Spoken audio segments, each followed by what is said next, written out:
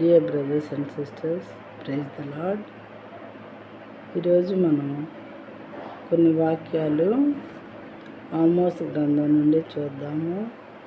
అందులో దేవుని కోపము మాట వినని ప్రజల మీదకు అగ్నిలా ఎలా వచ్చింది, ఆయన ఎలా పంపారు అనే విషయాలు ఇక్కడ చూస్తాము ఈరోజు వర్సెస్లో.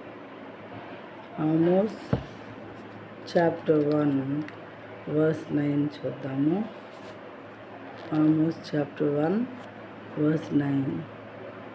Thus says the Lord, for 3 transgressions of Tyre and for 4 I will not revoke the punishment, because they delivered up a whole people to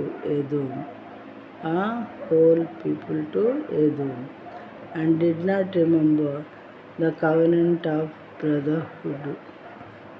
యెహోవా సెలవిచ్చినది ఏమనగా, తూరు అనేది ఒక ప్లేస్ అన్నమాట.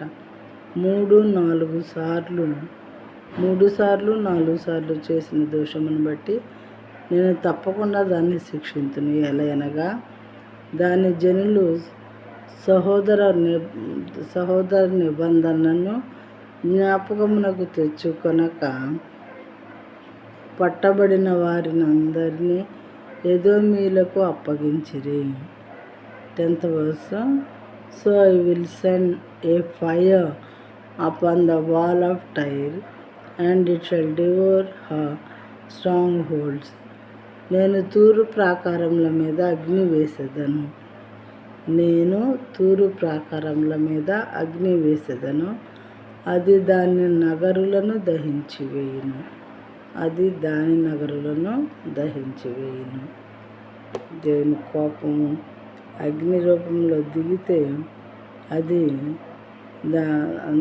దాని చుట్టూ ఉన్నటువంటి ఏ ప్లేస్లోనైతే అగ్ని వేశాడో దేవుడు, దాని చుట్టూ ఉన్న నగరులను కూడా దహించేదిగా ఉంటుందట.